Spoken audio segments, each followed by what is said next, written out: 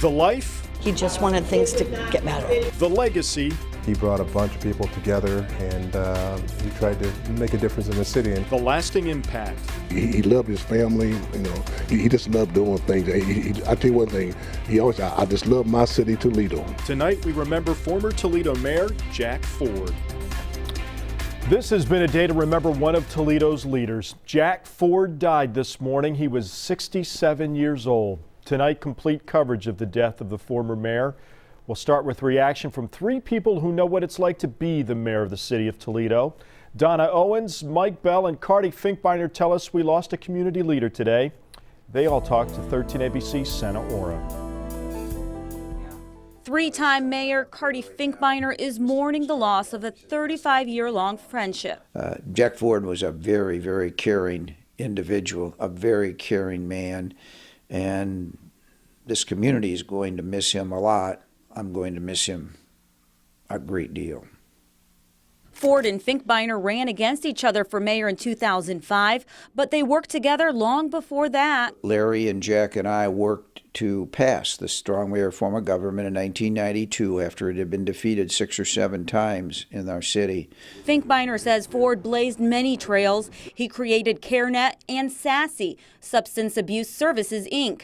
Former Mayor Donna Owens served on the SASE board with Ford. Jack was somebody who always picked issues. He zeroed in on issues, and he was very tenacious on those. Donna Owens was Toledo's first female mayor. Jack Ford, the city's first African-American mayor. He broke some barriers. I broke some barriers, so we had that commonality. Being the first black mayor in the city of Toledo, he brought a bunch of people together and he tried to make a difference in the city. Mike Bell served as Toledo's fire chief under Ford, and while they often butted heads, Bell respected Ford's fight for equality. So from that standpoint, we have lost a large voice for that because he was very much an advocate on making sure that everybody was treated fairly inside the governmental system. And all three tell me the most honorable thing you can do as mayor is to try to do the best you can for as many people as you can.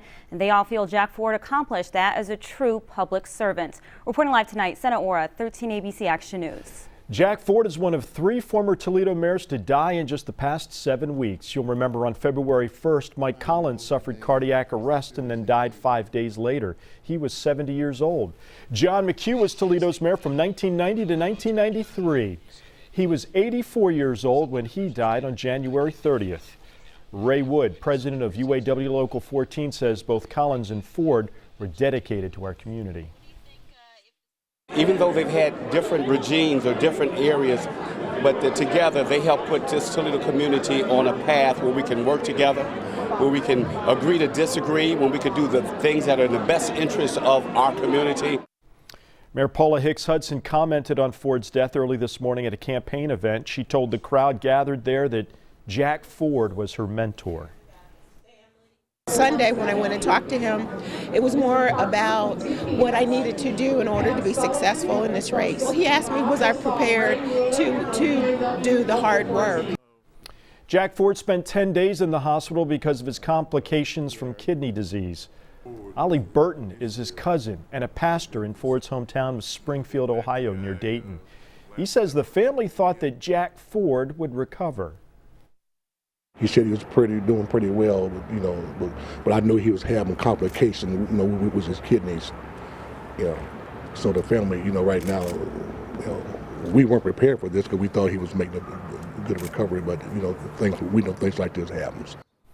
Burton says Jack Ford loved his family and loved his city. Jack Ford lived a life of public service. He was Toledo's first African-American mayor, served in the House of Representatives, served on the Toledo School Board, most recently served on Toledo City Council. Here's a look back at the life of a man who made a huge impact on our city. Whether he was hosting his show Coffee with the Fords on 13 ABC, We're going to do what we have to do, or serving Toledo as its mayor, Jack Ford was one of a kind. Even though he's known as a Toledo resident, John Marshall Jack Ford was actually born May 18th, 1947 in Springfield, Ohio. He was an avid reader thanks to his mother's early influence and a star athlete in high school who won a football scholarship from Woody Hayes to The Ohio State University. When an injury during his sophomore season ended his athletic career, Jack Ford then focused on academics and graduated with a degree in social work in 1969. He took a job with the Ohio Youth Commission and relocated here to Toledo, where he then enrolled in law school at UT and graduated in 1975. A former professor steered Jack Ford toward a teaching career, and his one-semester course on African American Studies became a subject Jack Ford taught for 21 years. But it was while he was teaching that Ford became active in politics, first winning a seat on Toledo City Council, then serving 4 terms in the Ohio State House. He ran for Toledo mayor in 2002 and earned the teasing nickname Smiling Jack for his sometimes sullen public persona. During his one term as mayor, he faced budget issues during a slumping economy, but did help pass an $800 million school improvement levy. He also implemented a badly needed multi-million-dollar water and sewer project. But after his mayoral term, Jack Ford returned to education, teaching at Bowling Green State University and serving on the Toledo School Board. And he and his wife Cynthia hosted a half-hour program. We called it Coffee with the Fords and broadcast it right here on 13 ABC. The program focused on Toledo's growing art scene and enabled Jack Ford a chance to share his insights on Toledo politics. Jack Ford was an athlete. He was an educator, a statesman, and part of our 13 ABC family. On tomorrow's edition of Conklin and Company, Lee will talk with Councilman Mike Craig. Craig got rather emotional when he was talking about his friend Jack Ford, especially when it came to all the elected positions the former mayor held. Any one of those things, those would be a capstone to a career. And he did them all. It's pretty impressive. Ohio Senator Sherrod Brown is also commenting. He called Ford's lifelong commitment to public service a testament to his dedication to the people of Toledo. And Bishop Daniel Lee Thomas called Ford a generous public servant whose concern for Toledo will be remembered for years to come. With the loss of Jack Ford, Toledo City Council now has another seat it has to fill. It was just a couple of weeks ago the council filled the District 4 seat vacated by Paula Hicks Hudson after Mayor Mike Collins died. Well, late this afternoon, Council President Steve Steele told me that City Council has 30 days to name a replacement here, could start taking applications as early as next week. He says at Council's April 7th meeting, candidates for the at-large seat will likely get to make their pitch to City Council. Then perhaps on April 14th, Council may likely vote on Jack Ford's replacement. At least that's the way it's looking right now. The election to fill Jack Ford's at-large seat would be in November. Of course, November's election will also decide Toledo's next mayor. And one name that keeps popping up as a possibility is former Mayor Mike Bell. Today, we asked him about that race. Do you plan on running for mayor once again? What I am doing is keeping my options open. I'm not saying yes, I'm not saying no. If I think I can make a difference, I'll run. If I don't think I can make a difference, I won't run. And time will tell on that. The Lucas County Democratic Party has endorsed Paula Hicks Hudson, and there is speculation that Mike Collins' widow, Sandy Drabick, could enter that race. New at 11 tonight, Toledo road crews have patched nearly 23,000 potholes so far this year, but there are tens of thousands more that have opened up on city streets. So if you see a problem spot, call the pothole hotline. The number's 419-936-BUMP. And in the weather, temperature changes not helping the roads. Ross Ellett says more cold air is coming too. Ross? Yeah, more bumps in that forecast, and also that freeze and thaw cycle will continue here for us over the next several days. Some colder weather returns. Let's take a look at live Doppler 13,000 HD. You can see right now we are doing pretty good across the area. No rain, no snow, no precipitation on the way throughout the next 24 hours. Your temperature right now sitting at 37 degrees in Toledo. We're at the freezing mark in Port Clinton, 38 in Findlay, and for tomorrow as you wake up, it'll be a cold start. We'll be at 23, noon will be at 32, and only getting to 36 tomorrow for an afternoon high. However, the sunshine, as you can see, will be back. Let you know how long that trend will last and how long that cold air is going to stick around. Coming up, Bill. Well, the warmer spring weather means people will soon be out in the yard digging holes for some reason or another. But you better be careful. If you don't know where to look, you might cut a buried gas line. But you can avoid disaster by simply calling the Utilities Protection Service at least 2 days before you start digging. Doesn't matter if you're building a deck or putting up a fence or doing anything else, you can avoid injuries and fines by simply calling the number 811. We've posted a link with more information on our website, 13abc.com. Toledo's red light cameras could stop working next week. That's when a new state law goes into effect. It will require a Toledo police officer to witness a camera infraction. But the city wants to keep its cameras running, so Toledo has filed a restraining order and hopes Judge Dean Mandros will approve and temporarily allow the cameras to issue tickets. The town of Sylvania showed off some of its businesses today. This was the Showcase Sylvania event. It's a time where you can meet the people who run the 175 local businesses there.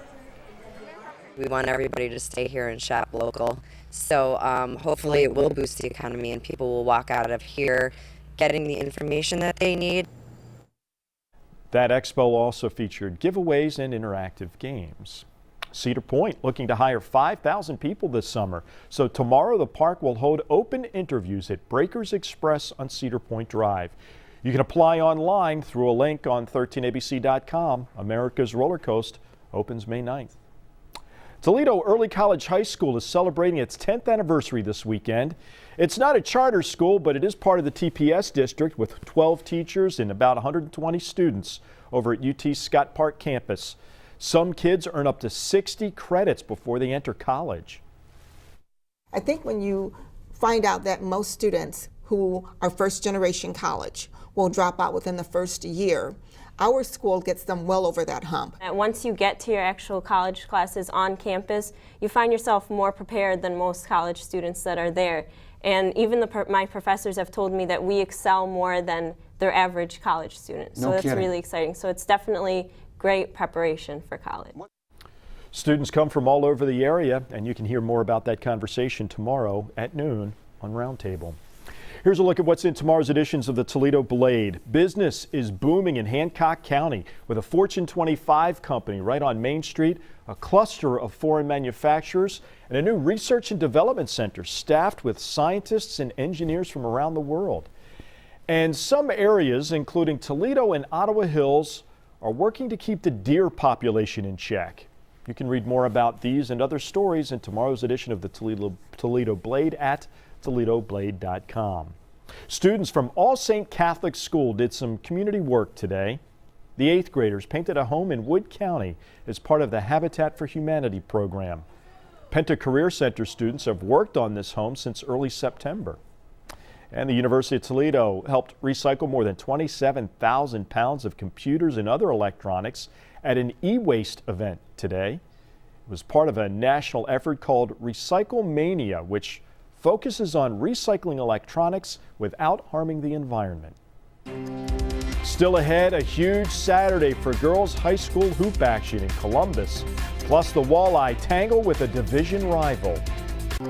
This is 13ABC Action News with Bill Horman. Now, 13ABC First Warning Weather with meteorologist Ross Ellett. Lots of haze and some drizzle early on this morning, but finally all of that broke and we had the sunshine for this afternoon and got up to 51 degrees. Not too bad of a late afternoon and going into the evening hours for us. Right now, live Doppler 13,000 HD continues to show the coast is clear here. We're doing pretty good. We've had a really long dry stretch here altogether for us, and temperatures have been fairly seasonable, but now we take another dive in those temperatures. It is spring after all, only a couple days in, but it's going to be feeling more like the later part of winter coming up this week. 6 out of the next 7 days below average temperatures. Average at this point is hovering around 50 degrees. 50 degrees for your average right now. By the end of this coming week, it'll be closer to 55, but we're going to be below that mark most of the next week. 51 for the high today, 37 for your low. Temperatures not too bad, just a couple degrees above average throughout the day. We're sitting at that low right now, which is again at 37. We've got that northwest wind sitting at around 5 to 10 miles per hour. Makes it feel closer to about 31 degrees for us. Now, as we head towards later on tonight, we'll watch those temperatures take a dive down to 23 to start off the morning tomorrow, well below the freezing mark. Don't forget about the coats just yet. 32 at noon and 36 for your high tomorrow afternoon. We're going to see some sunshine, though. A lot of clear weather continues all across the Great Lakes area, lower Great Lakes area. We'll have that throughout the region for tomorrow. Getting more clouds in here, though, as we head towards your Monday. Predictor by the hour, right on pace with this as well. Few clouds overnight tonight. We've got just a few to start off the day tomorrow. By tomorrow afternoon, a lot of sunshine. Just colder weather compared to today. Again, a high only in the middle 30s tomorrow afternoon. Going into Monday, there's a slim chance of a snow flurry or two, mainly southwest of Toledo. I think most, if not all of us here, staying dry. And that's been the trend over the last week or so, and that'll be the trend all the way through midweek. Then we have changes coming up. 23 for tonight, partly cloudy with a light wind for us. Tomorrow, 36, a cold one. But we do get the sunshine in play for tomorrow afternoon. 36 again Monday, a cold one Tuesday for a lot of us. 38 degrees. We'll have that east wind setting up. However, the southern part of the area will start to warm up. So we think Findlay here, probably mid, maybe even upper 40s on Tuesday, while the northern half of the area struggles in the 30s. Wednesday, a quick jump in the temperature, 58 for the high. Warm, a good chance for some scattered showers, maybe even a rumble of thunder, especially for our southern counties. And then 2 days later, we're talking about snow showers with a high of only 33 degrees. So we're kind of all over the map there with that 7-day forecast. Cooler weather generally over the next week, but we do that one day there. On Wednesday, we're warming up close to 60. Well, you know, March is an unsettled month. It doesn't know where it wants to be. We know where we'd like it. Sure. And eventually, that warmer weather will win the battle. Yeah, in May. Sports is next. Notre Dame shoots for the school's first state title. Plus, Defiance flexing some muscle in a regional final there. But first, here's a look at tonight's winning lottery numbers from your official lottery station, 13 ABC.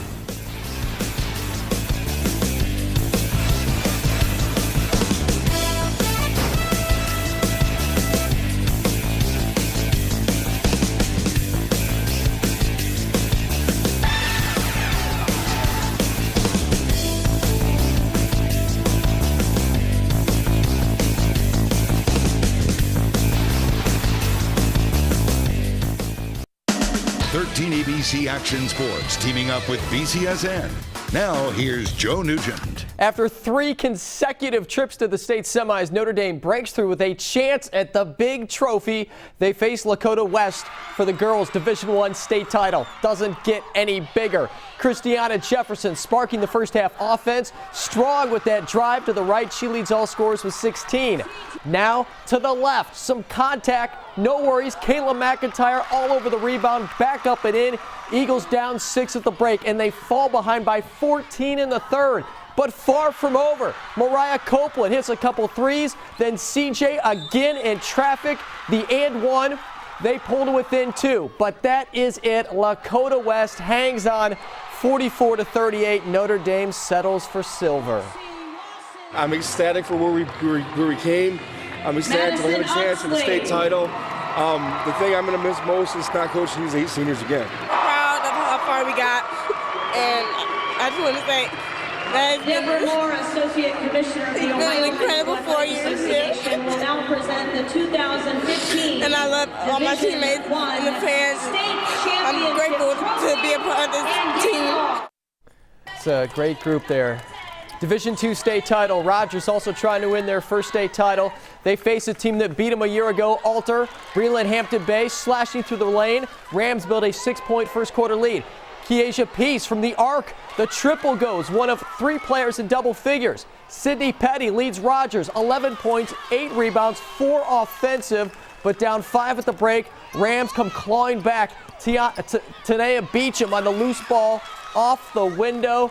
And Alter just too good. They finish off a perfect 30-0 season, 57-42. The first girls team in OHSAA history to win 30 games in a single season. They're a pretty good team, and their boxing one Bree they frustrated her a little bit, and they doubled down on us, frustrated us, and that got us out of our game. But we get closer every year, so we just have to use that as work that we have to put in the summer to get us back here for next year so we can win. Too many turnovers tonight, and give Archer that credit. We had too many turnovers, and it took us out of our offense. Division III, Ottawa Glandorf making its first trip to state. They play for Sales in the championship game. How about the interior passing by the Lady Titans? Aaron Basinger finishes it off on the break. Katie Hempfling behind the back to Danielle Schroeder. This is a very tight game, but the Tigers win their second state title, 49-46. Great year for OG. Regionals on the boys' side. Defiance hoping to play at the Shot. Division II action here from the Stroh. Bulldogs facing Holy Name out of the Cleveland area. And red hot from the start, the Dogs pull away early. Coutwan Singleton and one. He is far from through. Another high percentage look here for Singleton. He scores 20. The inside game opens up the arc. Michael Menendez happy to take advantage. An NBA three. They cruise 58-33. Dunbar up next Friday afternoon.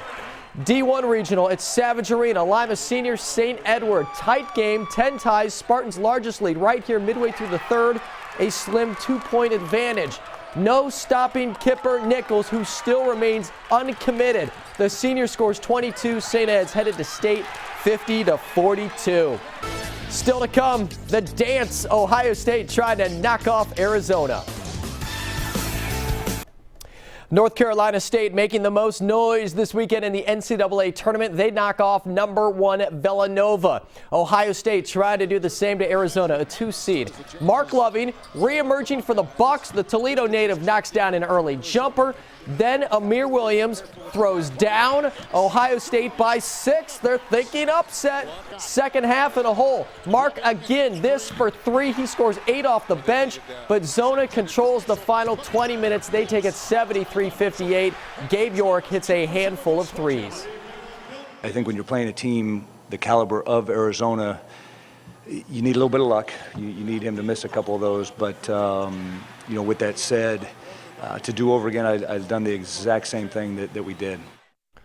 CIT second round action with the chairman of the tournament and Cardinal Stretch head coach Jamie Ketchmarek courtside. BG working from behind against Canisius. Spencer Parker to the senior Rashawn Holmes. Back from the concussion, he scores 14.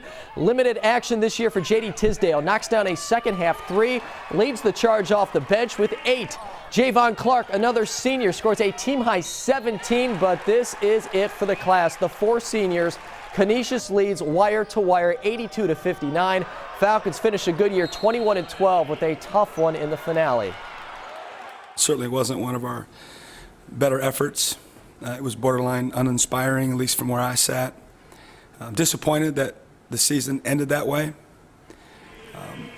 I can't put my finger on it. We've had pretty good practices leading up to this game. Like right now, fresh in the moment, it's kind of hard to look back.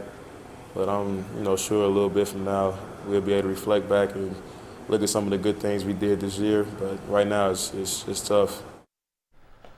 To the ice, the first place Fish hosts Kalamazoo 1-1 game here in the second till Shane Birschbach changes that, his 14th of the year. Cody Lample adds to it, a nice feed from Barnes, and the Walleye win 5-2. Bill, that is sports. Great year for both Notre Dame and Rogers, despite the losses tonight in Columbus. Represented the area proudly. Joe, thanks. Might be spring, but Ross is tracking temperatures near freezing over the next few days.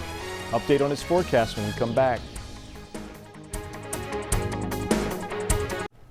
Colder weather is on the way throughout the next few days here. Lots of sunshine tomorrow, but only a high of 36. 36 Monday. Slim chance of a flurry, mainly southwest of Toledo. Tuesday, a lot of clouds, 38. We do warm it up on Wednesday. We'll jump up to 58, maybe even a rumble of thunder for the southern part of the area. 2 days later on Friday, scattered snow showers with a high of only 33. So all over the place in that 7-day forecast. All right, Ross, thanks. The 13 ABC All-Stars taking their fundraising show on the road. Coach Conklin and the team heading to Stryker tomorrow. The game tips off at 2 in the afternoon. This is the great part of it all. The money that's raised will stay right in that school district. So we're hoping you get to go out and watch them all play ball. They have fun. You've been out there. It's a lot of fun. Yeah. Have you played? A little bit. I haven't. I don't want to embarrass myself in front of 700 people. I'd rather do it in front of 20,000. See you back here tomorrow at 6. When news breaks, it breaks here first. 13 ABC Action News.